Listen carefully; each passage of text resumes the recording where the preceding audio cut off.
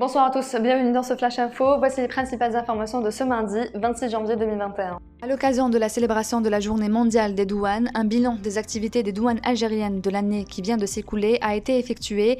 Il en ressort que le nombre des contentieux a atteint en 2020 21 611 contre 17 286 l'année précédente.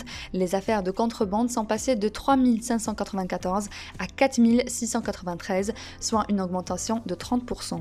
Concernant le code des douanes, il fera l'objet de révisions. Les modifications qui y seront apportées permettront de lever certains malentendus et de mieux accompagner les opérateurs économiques, selon le ministre des Finances qui en a fait l'annonce ce mardi. Une harmonisation de texte qui, selon le Premier ministre Abdelaziz Jarrad, devra favoriser la numérisation loin des obstacles bureaucratiques. Plus de 18 kg de cocaïne et 1,5 million de comprimés psychotropes qui proviennent majoritairement du Maroc ont été saisis en 2020 par les douanes algériennes, indique mardi Mohamed El-Sri Hennet, directeur de la lutte contre la contrebande et les stupéfiants à la Direction générale des douanes. Mustafa Chaoui a été installé ce matin dans ses fonctions de nouveau PDG de l'entreprise nationale des industries électroménagères ENIEM par Mustafa Farfar, premier responsable du groupe Elek El Jazair. Ancien cadre dirigeant de la société au sein de laquelle il a assumé les fonctions de directeur commercial, Chaoui a remplacé Djilali Mouazel, qui vient de faire les frais de la crise qui secoue l'ENIEM depuis près de 2 mois. La décision de nommer Mustafa Chaoui à la tête de l'entreprise est, avons-nous appris de bonnes sources, un choix personnel du ministre de l'Industrie. Le nouveau PDG aura pour mission d'appliquer le plan annoncé il y a quelques jours par le même ministre pour relancer l'entreprise. Rachid Nekez a été transféré ce mardi de la prison de Koléa à la prison de l'Abiad Sid El-Shir dans la wilaya d'Al-Bayad sans avertir ses avocats et sa famille, selon un post publié sur sa page Facebook. Pour rappel, le 20 janvier, la chambre d'accusation de la cour d'Alger a rejeté la demande de liberté provisoire de Rachid Nekez en détention provisoire depuis le 4 décembre 2019. Il est poursuivi pour atteinte à l'unité nationale, incitation à prendre les armes et appel au rassemblement non autorisé.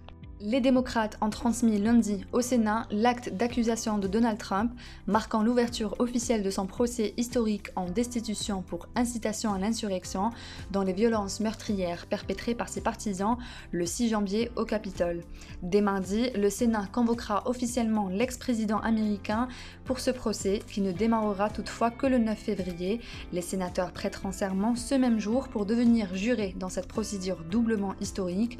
Donald Trump est le premier président des États-Unis a tombé 2 fois sous le coup d'un impeachment et sera le premier à être jugé après avoir quitté la Maison-Blanche. La décision de ne pas disputer la 57e édition de la Coupe d'Algérie a été entérinée aujourd'hui lors de la réunion du bureau fédéral de la FAF.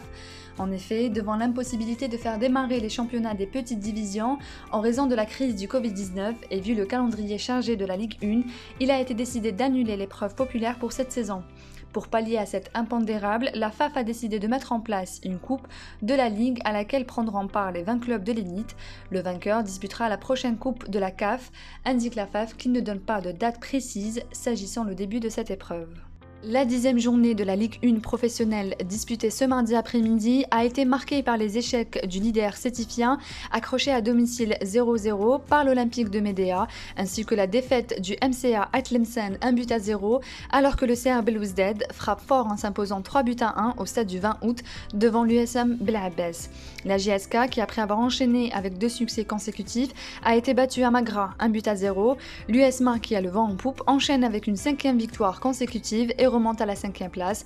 Le Nasr Hussein Dey sort la tête de l'eau en allant chercher une victoire à Skikda 1-0 qui met fin à la série de mauvais résultats. Cette 10e journée est marquée également par les expulsions puisque pas moins de 4 joueurs, dont 2 du MC Oran, ont écopé chacun un carton rouge. L'ambassadrice de la Turquie en Algérie a rendu ce matin une visite de courtoisie au siège du Soir d'Algérie où elle a été reçue par le directeur de la publication Nasser Belhadjouja.